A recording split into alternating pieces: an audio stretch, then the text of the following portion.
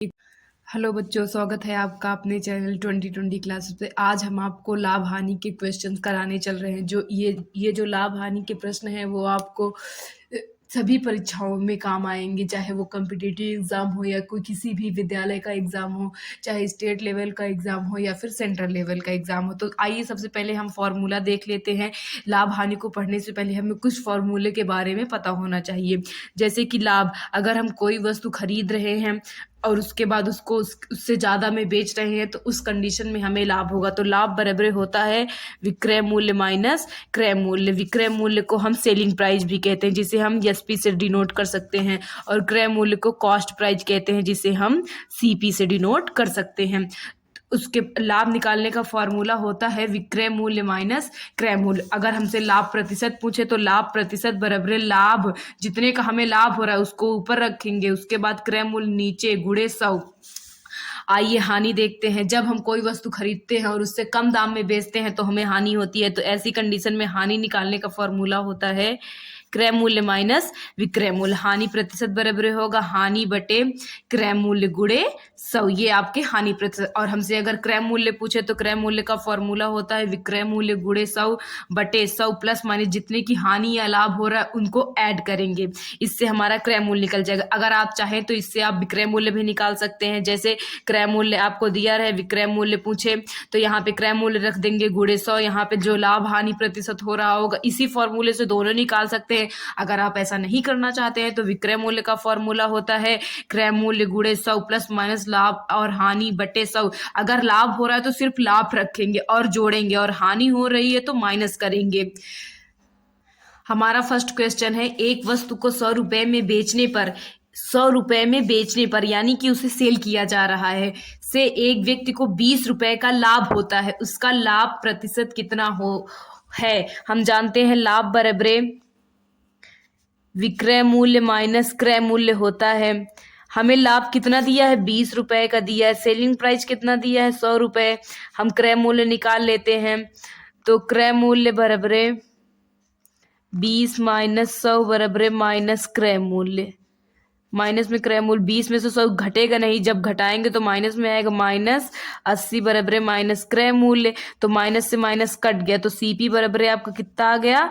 80। कितना आ गया? 80। अब हमें हमसे लाभ प्रतिशत पूछा है तो हम जानते हैं कि लाभ प्रतिशत बराबर होता है लाभ बटे क्रय मूल्य गुणे 100। अब हम लाभ प्रतिशत निकालते हैं। लाभ आपका है 20, कितना है बच्चों? 20, और सेलिंग प्राइस कॉस्ट प्राइस आपका 80 गुणे 100। 0 0 कट गया, 2 चौके 8, 2 चौकी 8, यहाँ पे 100 लिखा जाएगा क्योंकि प्रतिशत निकालना है हमें। 2 चौकी 8, फिर 4 से इसको डिवाइड करेंगे, 4 दूनी 8 और 4 पंजे 20। तो आपका लाभ प्रतिशत कितना आ गया? आपका लाभ प्रतिशत आया 25%। उस व्यक्ति ने एक वस्तु 100 रुपए में बेची और बेचने से उसे 20 रुपए का लाभ हुआ। तो हम अपना उसका कॉस्ट प्राइस पता किए। कॉस्ट प्राइस कितना आया बच्चों? 80। कितना आया? 80। फिर हम लाभ प्रतिशत निकाल लिए, जैसा कि मैंने आपको शुरुआत में फॉर्मूले बताए थे, तो उसी फॉर्मूले पे रखकर हमने लाभ प्रतिशत निकाल लिया। ये आपका क्या हो जाएगा? आंसर। आइए अगले क्वेश्चन की तरफ। आपका अगला क्वेश्चन है, एक सोफे को 19,800 रुपए में बेचने पर, यानी कि हमारा सेलिंग प्राइस कितना दिया है? 19,800। बेचने पर 10% का लाभ होता है। लाभ प्रतिशत कितना दिया है? 10%। उसके बाद इसका क्रय मूल्य पूछ रहा है। अभी हमने आपको शुरुआत में फॉर्मूला बताया था, क्रय मूल्य बराबर है विक्रय मूल्य गुणे 100 बटे 100 plus minus profit and loss. यहाँ पे प्रॉफिट लिखा जाएगा। प्रॉफिट मीन्स क्या होता है?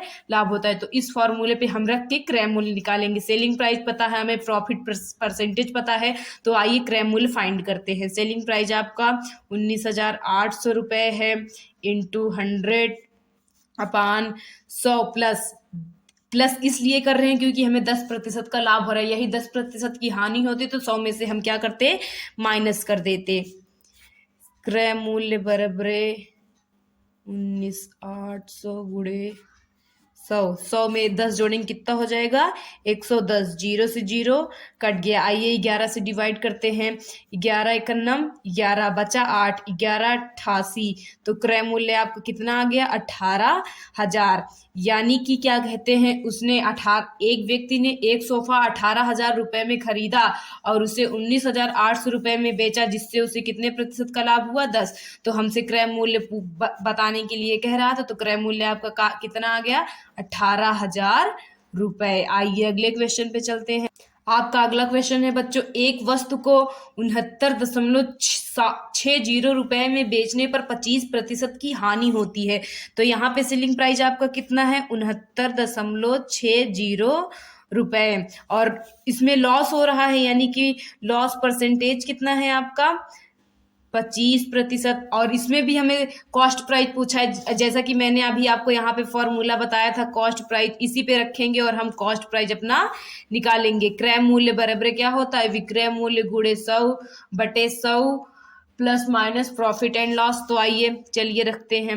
विक्रय मूल्य आपका 69.60 रुपए है गुणे 100/, अब 25% की हानि हो रही है, तो यानी 100 में से हम क्या करेंगे 25 घटाएंगे। तो 69.60 गुणे 100 में से 25 जाएगा, कितना आएगा बच्चों 100 में 25 जाएगा तो आ जाएगा आपका 75। तो आइए अब इसे सॉल्व करते हैं। क्रय मूल्य बराबर दशमलव हटाने के लिए हम नीचे जितने अंक के बाद दशमलव लिखा रहता है उतना जीरो बढ़ाते हैं गुणे 100। तो जीरो ये 100 से 100 कट गया। अब आइए इसको डिवाइड करते हैं, नहीं दिख रहा है सॉरी थोड़ा।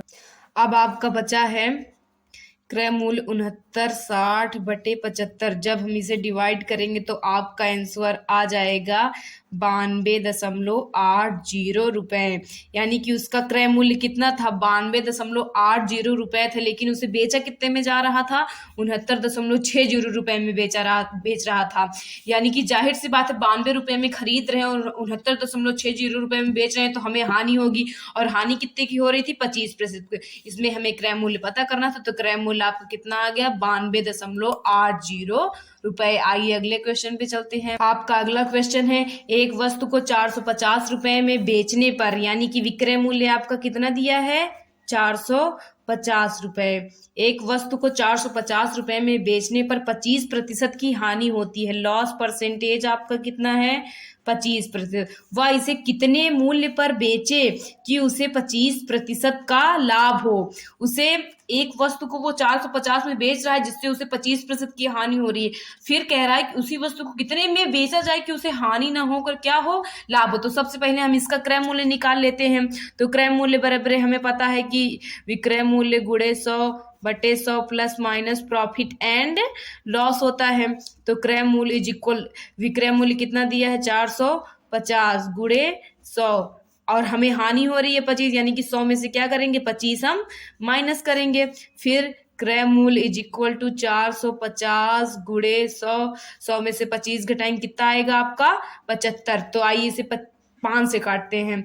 5 एकन्नम 5, 5 25, 5 दूनी 10, उसके बाद 15 से काट देते हैं, 15 तिया 45। तो क्रय मूल्य आपका कितना आ गया 600। अब हम इस क्रय मूल्य से निकालेंगे कि उसे कितने में बेचे कि उसे 25% का लाभ हो, यानी कि हमें विक्रय मूल्य निकालना है। और विक्रय मूल्य बराबर फॉर्मूला होता है क्रय मूल्य गुणे 100 plus minus profit and loss upon 100। तो विक्रय मूल्य हमें फाइंड करना है। आइए फाइंड करते हैं। क्रय मूल्य आपका 600 है गुणे 25% का लाभ लेना है उसे, तो हम प्लस 25 करेंगे बटे 100। विक्रय मूल्य इज इक्वल टू 600 गुणे 100 में 25 ऐड करेंगे 125 हो जाएगा बटे 100। उसके बाद फिर 25 से डिवाइड करते हैं इसे हम। 25 चौके 100, 25 पंजे 125। फिर आइए 2 से काट देते हैं, 2 दूनी 4, 2 तिहाई 6।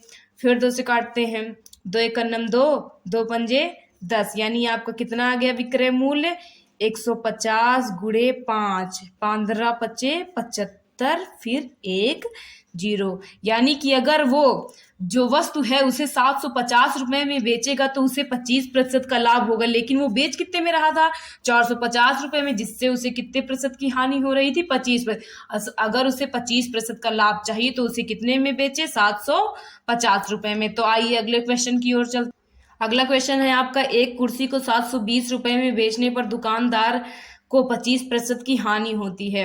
वह इस कुर्सी में कितने में बेचे कि उसे 25? सेम जस्ट वही क्वेश्चन है। वहां पे क्या कहते हैं, 450 रुपए में बेच रहा था और यहाँ पे कितने में बेच रहा है? 720 रुपए में। तो हमें सेलिंग प्राइस पता है 720। देन लॉस हो रहा है, लॉस परसेंटेज कितना है? 25%। तो आइए विक्रय मूल्य निकाल लेते हैं। फॉर्मूला मैंने आपको बताया है, ये फॉर्मूला आपको याद करना पड़ेगा। याद किए रहेंगे तो आपके लिए अच्छा होगा। फिर क्रय मूल्य, विक्रय मूल्य आपका 720 है, गुणे 100 बटे 25% की हानि हो रही, यानी कि 100 में से 25 हम क्या कर देंगे? माइनस कर देंगे। 720 गुणे 100, 100 में से 25 घटाएंगे, कितना आ जाएगा? 75। 25 से काट देते हैं, 25 त्रिक 75, 25 चौके 100, 3 से काटें, 3 दूनी 6, 3 चौके 12।